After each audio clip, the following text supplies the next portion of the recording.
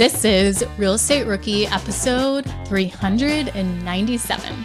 Tenants can oftentimes be the issue, but sometimes tenant safety can be the issue, as we will uncover in today's show. My name is Ashley Kerr. Welcome to the Real Estate Rookie podcast, where 3 times a week, we give you the motivation, inspiration, and stories you need to hear to get started in real estate investing.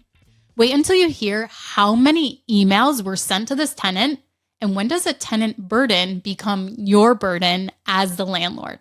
If you have a story that you want to share that's about a tenant, a deal gone wrong, a contractor, anything real estate related, submit your horror story for a chance to talk with me for a one-on-one therapy session at BiggerPockets.com/reply. Eileen, welcome to the show. We are excited and anxious to get into your horror story, but first, I want to talk about what you're doing with BiggerPockets. Thanks for having me.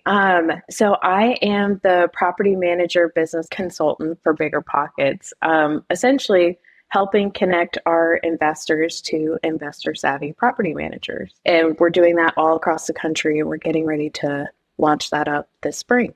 So you've probably had a lot of interaction with property managers by now. Yeah, quite a few. And what would you say is, one or two value adds as to finding a property manager through BiggerPockets? That's a good question. Learning landlord best practices. If I didn't go, I did my due diligence, but if I didn't go with my property manager, I know, having a data analytics background, the research that I do, I still wouldn't have been able to find some of these state laws that they've been able to share with me, and just the little nuances of best practices for being a landlord. Well, I have to say that's very convenient, having somebody else do your due diligence on a property manager. I could have used that about 3.5 years ago. So I'm glad that's a resource available now. So Eileen, tell me a little bit about your portfolio, because I understand you have done a couple deals before you actually got into your horror story. So set the tone for us. What were you doing before BiggerPockets and before this horror story? Yeah, absolutely. So first property came in 2017. And at that time, we were in Jacksonville, Florida. We were able to buy a home at 185, and we put in about 20 to 25 grand in reno and sold that property for $325 in late 2021. Wow. Yeah, that was the time to sell in Jacksonville. We used the VA home loan, and actually with that property, we were house hacking, and I had never even heard of house hacking when we were doing it, so I didn't even know that we were doing house hacking. But during the pandemic, before we sold the property, I was doing, like many other people, is researching, how can you build wealth over time? And that's kind of when I, stumbled upon, investing in real estate. So I convinced my husband, after he came home from deployment, to sell that property in 2021. And we wanted to be more in between both families. I'm from up north. He was from Florida. We both really like the seasons, and I've been doing quite a bit of research in the Western North Carolina area. And I said this would be a great place to invest. So that brought us to Asheville, North Carolina, and we used the VA home loan again after selling that one in Jacksonville to buy one in just outside of Asheville. And then we also used those profits to buy an investment property in Lake Junaluska, North Carolina, which is kind of by Waynesville, Great Smoky Mountains area. And then about a year later, we used the entitlement for the VA home loan that you get, and we moved again. So lots of moving. And he went back active duty in late 2023. So we moved again and bought our 4th property here in Pensacola, Florida, is where we're currently at. Okay, real quick. First of all, can you just describe some of the benefits of the VA loan real quick? There's so many benefits. 0% down. You can reuse the VA home loan over and over again. It's the entitlement that you get. So for example, we had $700,000 that we could use from the VA home loan. We used a portion of that for one primary residence. We moved to be closer to a job, and we used the remainder of that to buy another primary residence, and you don't have to put the zero down. So you can really start to like slowly build a portfolio using the VA home loan. So that entitlement that you're referring to, that's up to a certain amount. That's like your max that you can use the VA loan. Right, exactly. Okay, so any of these properties that you mentioned, are any of these the actual horror story?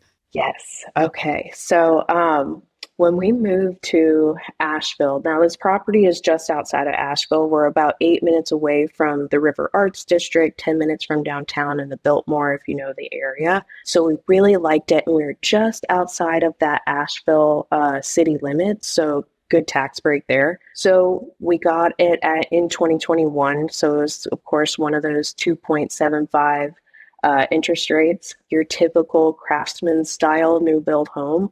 But it was great because it was really convenient to everything. And we had a private drive going down to our little cul-de-sac of these 5 new build homes. So when we purchased that, we were the first ones, and slowly people started moving in and making their space their home. Everybody was upgrading their backyards. So we lived in that property for about 15 months, and we met that criteria where you were now able to rent it out if you wanted to.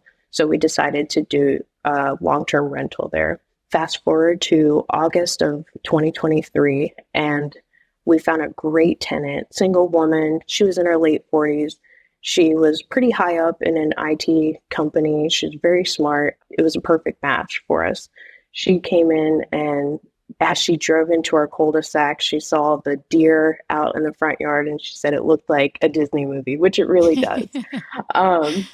And so, she got along great with our neighbors, which is great because we're still very close with them as well. So everybody is making their home, their house, their home. And my neighbors in the middle, this is worth noting, my neighbors in the middle of the cul-de-sac put in about $50,000 into backyard renovations.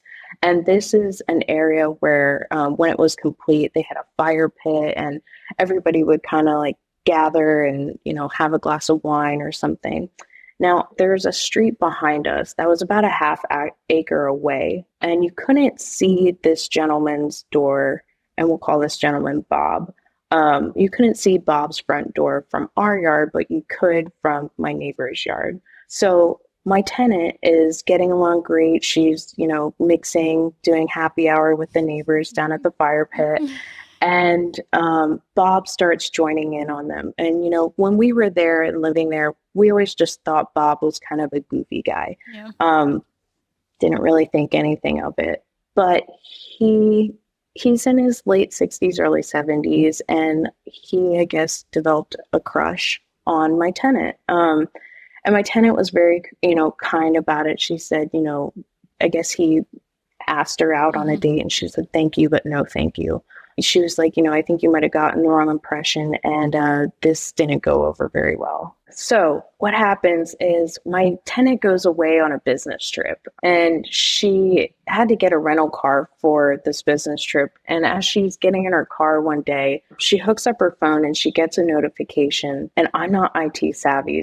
She is very smart. And she knew immediately from this notification. She said, this doesn't look great. I think I'm being tracked. Someone's tracking me. So I guess this had happened she returned back to Asheville from her business trip, and then it happened a couple more times. And she found out she was able to trace it back to Bob. So Bob had been tracking her location. So from her phone, he was tracking her. How does this happen? So, mind you, my husband and I don't know that any of this is going on. We have no idea. When we do hear about the story, our tenant tells us, I think it happened when I met him down at the fire pit. And he said, hey, hand me your phone. Feel free to text and reach out to me if you need something around the house. You don't have to bother Steve, my husband, to come by. And in that interaction, she handed him her phone, and he did something to where he was able to connect into her location and had access to her internet. Wow. I know, this is wild. So from there, he started, he was really upset that she denied his invitation to go steady, I guess. I don't know. And he started sending really explicit emails, like pornographic emails. And it got to be to a point where he was starting to harass her, 50, hundreds of emails. He had gotten into her internet. He had hacked into her phone. He somehow got into her work email and was starting to send them through her work email. And she worked remotely. And again, single woman by herself. She finally confronts him about it and says, I know it's you. I need you to stop. Like, please leave me alone. This really got him upset. And it got her upset because it went from hundreds of emails to thousands of emails a day that he was sending her these images. And one day she got really upset, and I don't recommend doing this, but she changed the domain name on her internet to F you, Bob. And when I found out about it, I was like, why did you do this? Oh, so like when you would go and sign up for her Wi-Fi login, that was what you would see if anyone was looking at Wi-Fi. Yep. Oh my gosh. Yeah. So it got worse. And finally, this all started happening, I guess, back in November of 2023. So not too long after she moved in, she got really close with the neighbors and all this started happening. And we were texting each other, happy Thanksgiving, Merry Christmas. We had no idea this was going on. She finally gives me a call, or my husband a call, and I talked to my neighbor because I was like, I got a weird voicemail from our tenant. What's going on with Bob?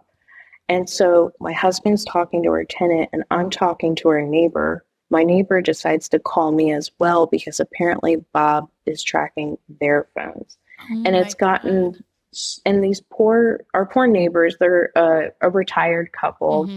Again, they put all this money into their backyard, and now she's afraid to go outside because Bob will be out on his front porch and he's just staring at my tenant and at the neighbors. And it's making it a very uncomfortable scene. So as I'm listening to this on the phone down in Florida, I'm thinking, I just saw this episode on Dateline. So, what do we need to do? And I guess at that point in time, where do you feel like it was your responsibility, not only morally and ethically, like I want to be a good person, I want to help this person, but at any time did you think of, what were you thinking of as the landlord? Like, what is your responsibility as the landlord in that situation, were you thinking? Right. You're wearing both hats. You're a landlord and you're a human. And the landlord hat kind of went off and I was like, okay, do we need to call the cops? Let's get cameras out there. And I guess I would say didn't really go out of the hat because that's what I just would have done anyways as a landlord. I just wanted to make sure she was safe. I was going based off of her judgment and off of my neighbors. I don't want this to escalate to anything to where you could be harmed. So she didn't want the authorities involved, so we did not have them involved. But I said, let's get my handyman out there.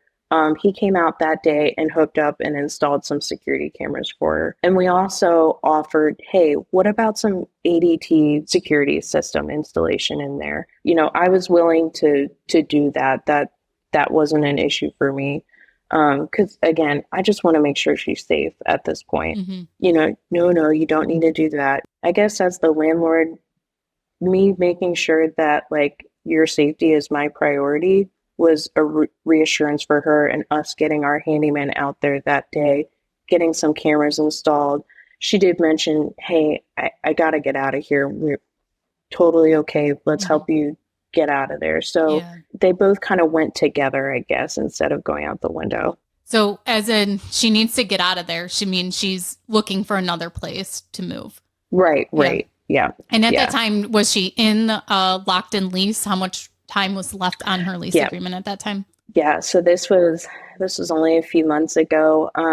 We had the conversation in January, early February, and she still had till August. And she goes, I might be able to stay till August. And I looked at Steve, my husband, I was like, no, this doesn't sound like a very good situation. So it's like, we'll work with you on getting you out of there and relisting it and getting someone back in as much as we possibly can. So in the state of North Carolina, if you break the lease early, the tenant is still responsible to pay out until a new tenant comes in. And she was totally understanding of that. And like I said, we were willing to work with her also on that. Yeah, because of the circumstances.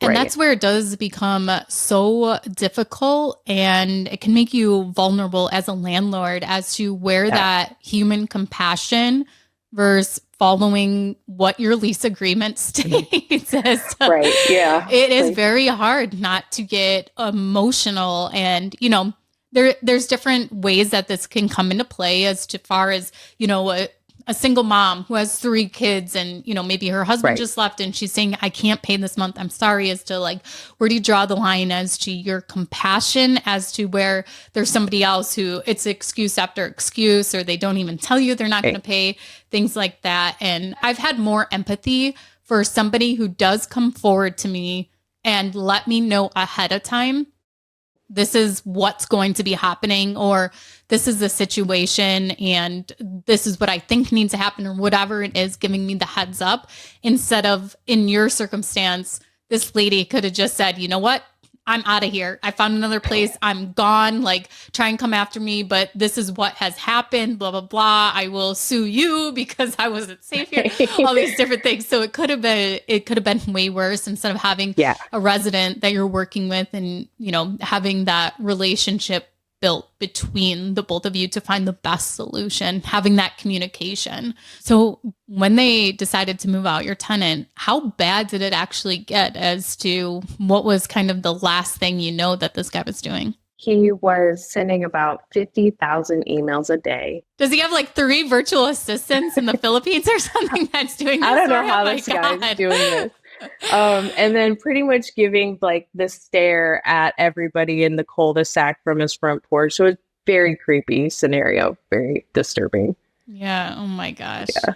So what ended up happening with this property? Has she moved out by now and moved on? Yes, actually, just recently she moved out. We're getting ready to relist it for rent. And this is where a property manager really came to help. This was our first long-term rental. So we've bought these 4 properties. We've had a short-term rental for a couple of years, but this was our first long-term rental. And I asked my property manager, who at the time was only helping us with onboarding, but now us being in Florida, I was like, okay, we work so well together that I'm going to pass the baton to full service for you. And but he was great in telling me, all of these things, like about the state laws and about, what would be best practice in this scenario. And I said, you ever come across this? And he said, nope, that's a first one for me. But and him having, rental properties of his own, I was like, ever heard of a tenant like this? I said, nope, this is definitely a first timer for me. Yeah. But it did end up working out. So she is out. She is safe. We're working with our property manager to find someone who is going to be a good, like the best fit for that home. Probably not a single woman, just so we don't have any kind of repeats of that scenario, just for their safety. Yeah. And how do you kind of navigate that with dealing with fair housing laws and things like that? Kind of, are you just notifying people when you're showing the house of the previous situation? Yeah. If something like that were to come up, because our property, again, is about a half acre to like 3/4 of an acre away from this gentleman. It's blocked. You really can't see him or come in contact with him until you go to our neighbors. But if someone like a single woman were interested, me and my property manager would say, of course we would want to rent to you, but this is the situation that we've had in the past, and for your safety, we're going to highly recommend that maybe keep looking in the area. And I think pretty much everybody would agree with that. And my last piece on this, did the cops ever come, or did anything ever happen with this guy? Yeah, so the cops couldn't, we did speak to the authorities about it.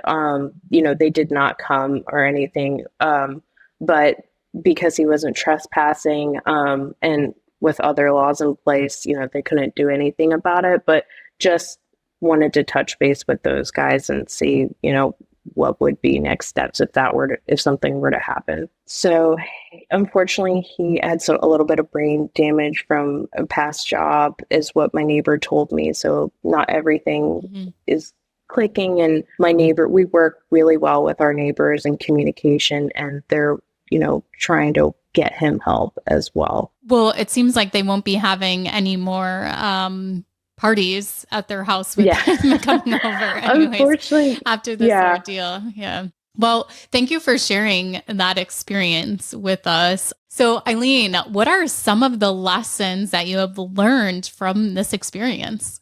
Yes, no, great question. So, we develop a system, all of us as real estate investors and business owners. My husband and I, we've developed subsystems, and we do that for us personally with our portfolio size. We do it by property. So, for example, our short-term rental, we use the Slage doorknob and home app, which allows us to have up to 100 different codes that we can send our guests checking in and out, multiple master codes. And we also have a notification every single time the door is open. So we know who is coming in and coming out. And we're able to unlock and lock anywhere with Wi-Fi. So that's always a great safety feature in there to make sure our guests are the ones who are coming into the home. For long-term rentals, we did start offering, if our guests wanted ADT service, or if they would like to use our handyman to come in and help install their cameras on the property when they move in. And then my husband is actually going to school for IT, and we've also been offering our other long-term tenant, hey, would you like us to help with personal VPN, just to kind of help further protect your tenant's online privacy? Because we all have our probably logins and passwords on our laptops or, mobile device. So keeping that extra layer of privacy there.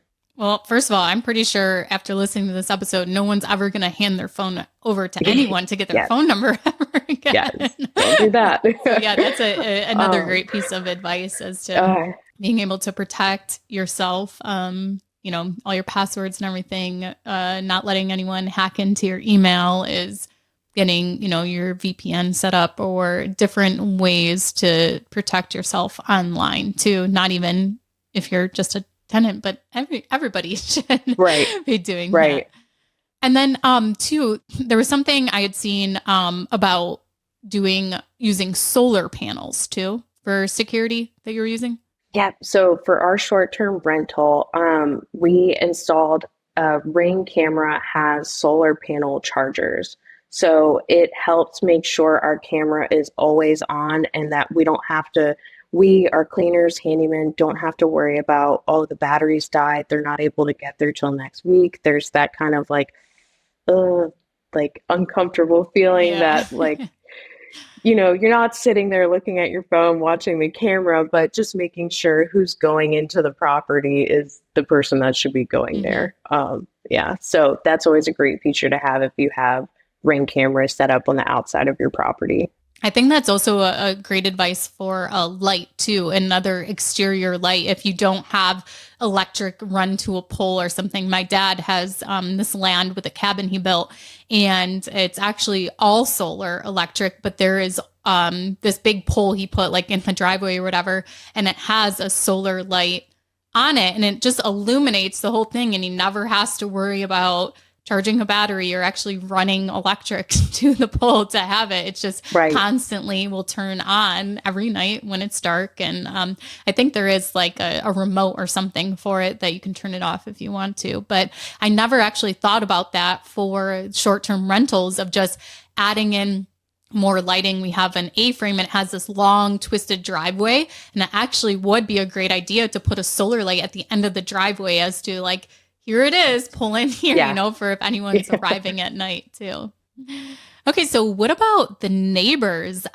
Dealing with this situation, your neighbors, do you have any tips or advice or lessons you learned from that experience? So another one would be, for rookies out there, know your neighbors for multiple reasons. Having a personal connection with your neighbor helps de-escalate issues that could snowball. Either whether it's with them or with the tenant, or, it just helps de-escalate any kind of situation. Also gives a second opinion on what's going on. So in this example of my horror story, my husband was talking to our tenant, but I was able to talk with our neighbor and kind of hear like, okay, spill the tea, like what's going on. And also it gives another like set of eyes looking at your property, because you're going to take the best care of your property, not, but your neighbors are also probably going to look out for you, give us a call. Hey, you probably want to get a tree trimmer over there. This one's leaning, especially if you live in the wooded mountains like we did up there. And then the third takeaway I would say, from all of this is investing in a property manager for the onboarding and offboarding process. If you're new to this, or only if you've done it a couple of times. Like I said, we've learned a lot of tricks of the trade, but one of those, like for example, our property manager up there have mentioned that it's better to show a vacant home versus a home that has all your stuff inside, even if it's clean. The first time around, scrubbed it, it was spotless, but even with stuff inside, it makes the desirability of rent for someone to rent it faster when it's vacant, because they can see their stuff. Another thing we learned is, educating a tenant on, again, nuances about the property. So, hey, when you turn on the dishwasher, you might get a little bit of less water pressure upstairs in the upstairs shower versus them calling you. So it's little things like using a property manager, making sure you educate your tenant, knowing your neighbors, and then digitally making sure that their safety is protected. Yeah, the little bit up there about like informing your tenants of little nuances that are in the property is such a great idea to set that expectation forward. As most likely not every house is going to be perfect. Even a new build property that you're buying, there's still going to be little things. But if you, so we provide a tenant handbook as to here's the water shut off, here's where the electric panel is. And then also just like some common how-tos that aren't actually that common, as to an outlet won't work. Okay. First check, make sure, the breaker didn't flip, and little things like that, as to go through this process first before submitting a maintenance request. And now what about like building your team in place? So do you have any advice on that as far as a lesson learned as you lived near the property and then you guys moved and you're kind of a lot more hands off?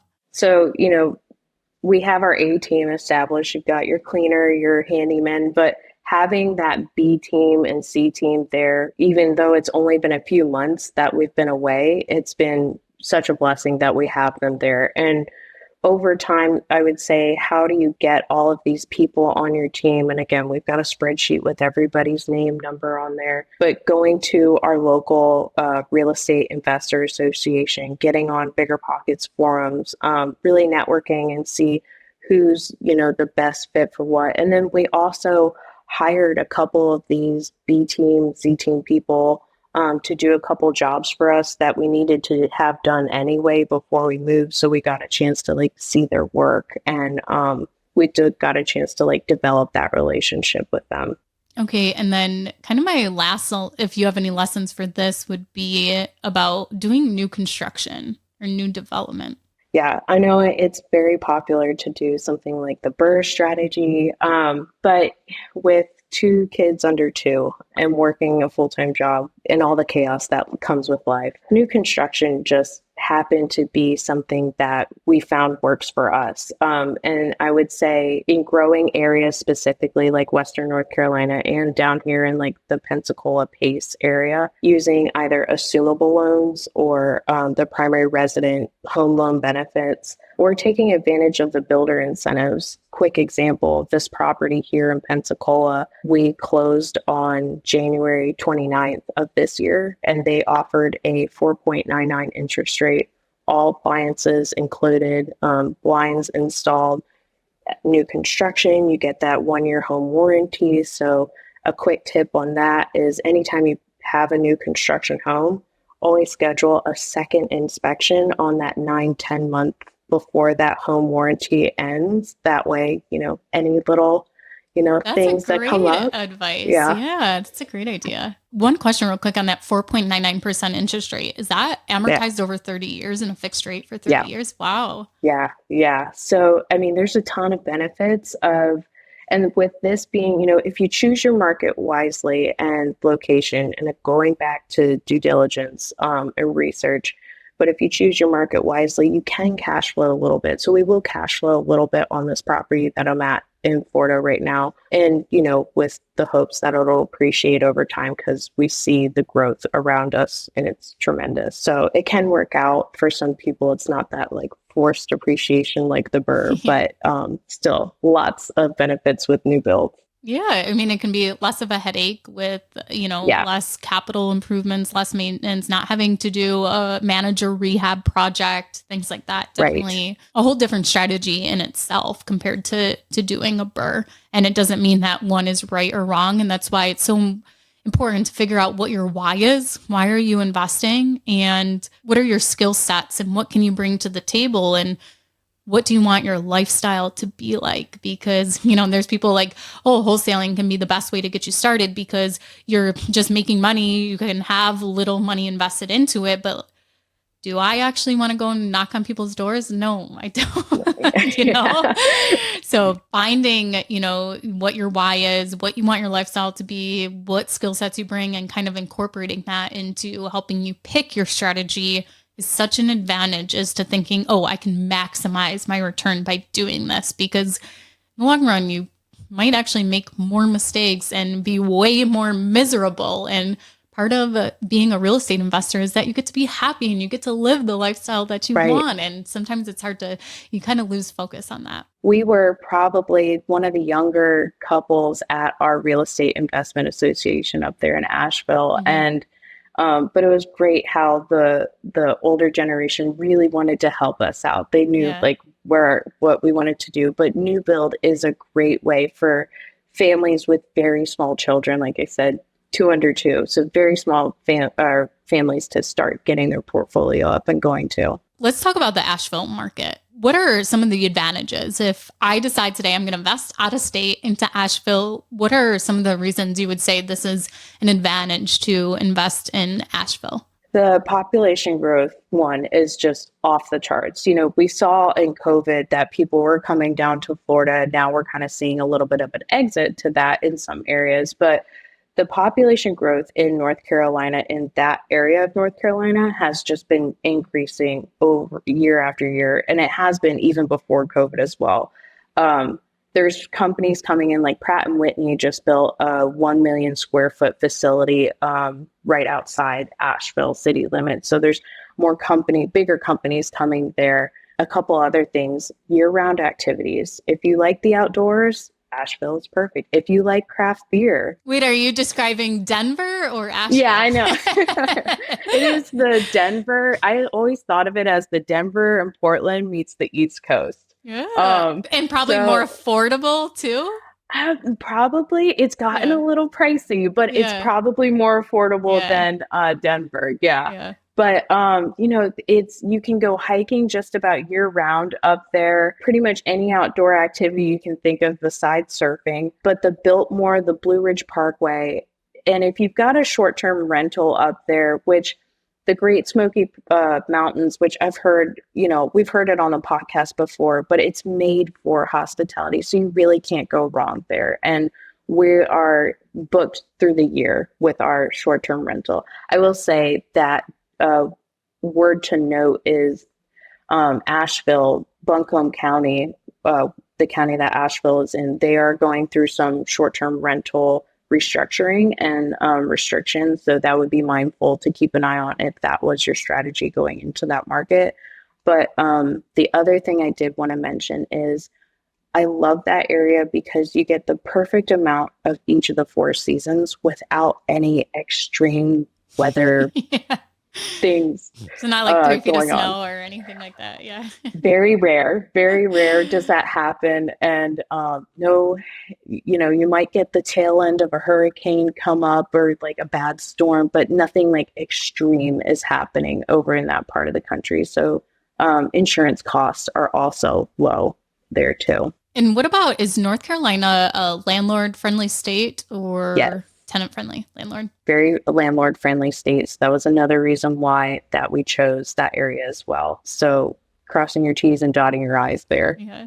Yeah. Well, Eileen, thank you for that insight into the Asheville market. So what is next for you guys? What do you plan on doing? You know, this won't come to fruition for a few more years, but we are working with our network up there with a few other experienced investors, and we're hoping to build some more affordable housing. The Asheville market has gotten pretty pricey for first-time home buyers. You definitely have to have a little bit of a higher income to, if you're a first-time home buyer. So we're looking at building some affordable housing communities up there. Wow, that's awesome. Well, Eileen, thank you so much for joining us and for sharing your story. If you want to learn more about Eileen, we will link her information into the show notes. And this is coming soon. We will be able to find you guys a property manager on BiggerPockets.com. Eileen has been working hard to vet and do the due diligence work for you guys on finding property managers that will fit your portfolio to manage, oversee them, and operate your properties for you. So make sure to check out BiggerPockets.com for when this will be available.